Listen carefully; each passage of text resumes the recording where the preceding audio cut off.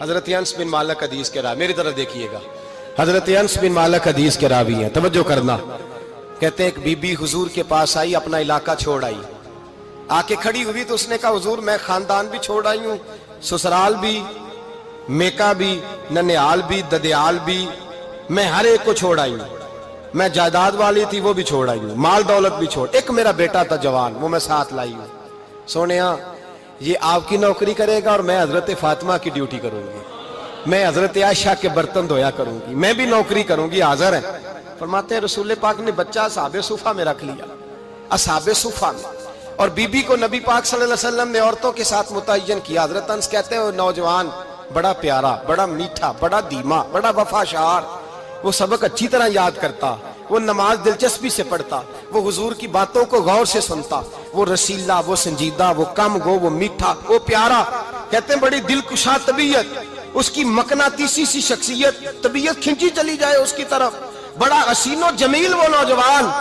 اس ماں بیٹے کے تذکرے ہونے لگے کہ بڑی جائیدادیں چھوڑ کے آئے، بڑے مال والے، انہوں نے بڑی قربانی دی ہے، ہر رشتہ ناتا توڑ کے رب رسول سے یارانہ لگایا ہے، اللہ بڑا بے نیاز ہے۔ وہ بچہ بیمار ہو گیا، شدید علیل ہوا۔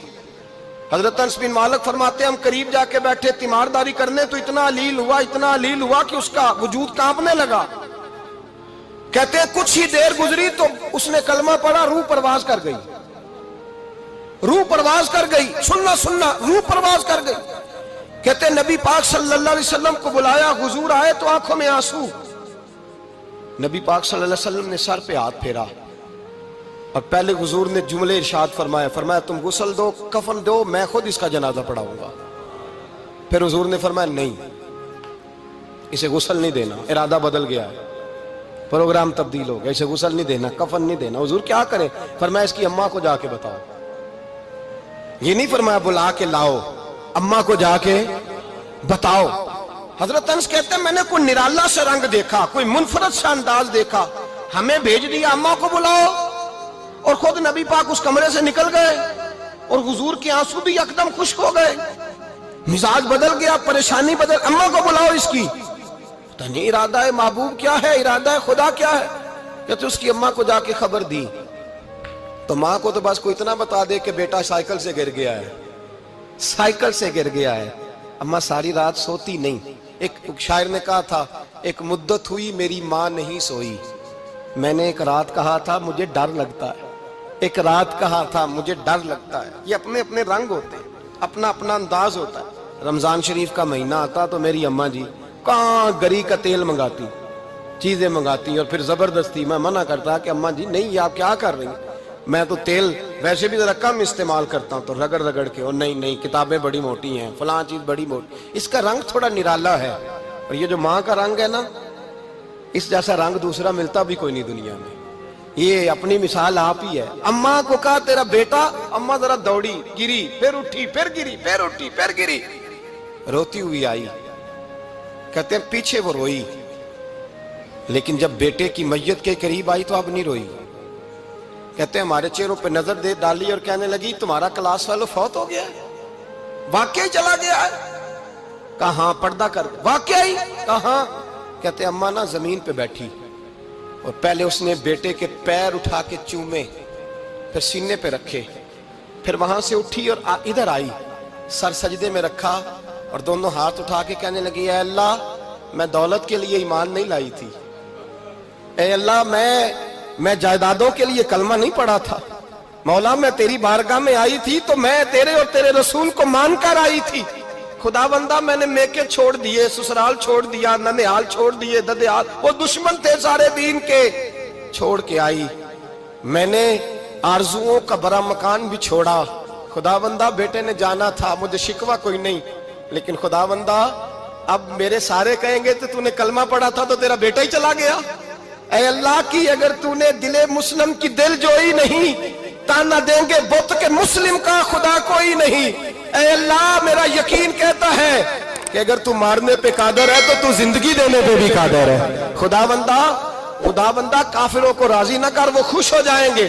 وہ مجھ پہ تانے کسیں گے، پھپتیاں کسیں گے، اے عرش کے مالک رحمت کا دروازہ کھول، میں تیرے نبی کی بارگاہ ناز میں رہتی ہوں، نظر فرما حضرت انس بن مالک فرماتے ہیں ایمان، یقین اور استقامت کے ساتھ اس بوڑھے نے جب دعا مانگی تو ہم نے مسجد نبوی کے صحن میں عجیب نظارہ دیکھا. ایک ماں نے دعا مانگی تو بیٹا اٹھ کے بیٹھ گیا. کہتے ہیں بیٹا اٹھ کے بیٹھ گیا، کلمہ پڑھ تو وہ اٹھ کے بیٹھا، ماں نے سینے سے لگایا اور ماں اور بیٹا نعرے لگانے لگے، لوگوں سنو، قرآن بھی سچا، اسلام بھی سچا، اللہ بھی سچا، یہ مسجد نبی سچوں کا گھر، اور سب سے بڑھ کے اللہ کا رسول سچا. اللہ کے رسول سچے، محبوب سچے، مسجد میں رہنے والوں میں سب سے بڑھ کر سچے، رسول کائنات صلی اللہ علیہ وسلم کا دین سچا. فرماتے ہیں رسول پاک کو خبر دی تو محبوب نے مسکرا کے فرمایا میرے رب کی طاقتیں بڑی زیادہ ہیں. ان اللہ علی کل شیء قدیر، اللہ کی طاقت بڑی ہے. ایمان تھا، یقین، استقامت، بچہ اٹھ کے بیٹھ گیا. حضرت انس کہتے ہیں وہ حضور کے زمانے میں بھی حیات رہا، وصال ظاہری کے بعد حضرت ابو بکر کے زمانے میں بھی موجود رہا، عمر کے زمانے میں بھی موجود، حضرت عثمان کے زمانے میں. اس کی ماں کا انتقال ہوا، اس نے اماں کو دفن کیا، اور ماں کے بڑے عرصے کے بعد اس نے پردہ کیا. جب ہم اس کی طرف دیکھتے تھے نا، دیکھتے اس کی طرف تھے پر ہمیں اس کی اماں کا ایمان یاد آ جاتا تھا، ہمیں یقین. او بھائی، کبھی تو نے رب کریم کی بارگاہ میں سر سجدے میں رکھ کے مانگا ہی نہیں، تو کبھی آیا ہی نہیں، ورنہ اس کے دروازے سے کوئی خالی جا سکتا؟ سوال ہی نہیں پیدا ہوتا کوئی خالی جائے. کوئی جاتا ہی نہیں، وہ بھیجتا ہی نہیں، اس کا انداز ہی نہیں، اس کا یہ کریمانہ انداز ہی نہیں، وہ بھیجتا ہی نہیں، وہ تو نواز دیتا ہے. ایمان، یقین، استقامت اپنائیے، اوڑھیے اپنی زندگی میں، اللہ تبارک و تعالیٰ کے ساتھ جڑیے. یہ دنیا داروں کے ساتھ ہم تعلق جوڑ کے رکھتے ہیں، کبھی ایس ایم ایس، کبھی ٹیلی فون، کبھی عید پہ مبارکباد، کبھی فلان جگہ. دنیا داروں سے جوڑ کے رہتے ہو، خدا سے جوڑ کے رہو. کبھی فجر میں جڑ جاؤ، کبھی زور میں جڑ جاؤ، کبھی تلاوت میں جڑ جاؤ، کبھی درود و سلام کی وجہ سے رب کریم کے ساتھ تعلق بناؤ، کبھی رمضان میں، کبھی ایمان میں، کبھی حج میں، کبھی عمرے میں، کبھی کسی غریب کی مدد میں، کبھی کسی لاچار کی مدد میں، کبھی بے کس کی مدد میں، کبھی مجبور کی مدد. جڑ جاؤ اللہ تبارک و تعالیٰ کے ساتھ. مضبوط ایمان، مضبوط قوت پیدا کرو، توانائیاں حاصل کرو، اپنے اندر خوبی پیدا کرو.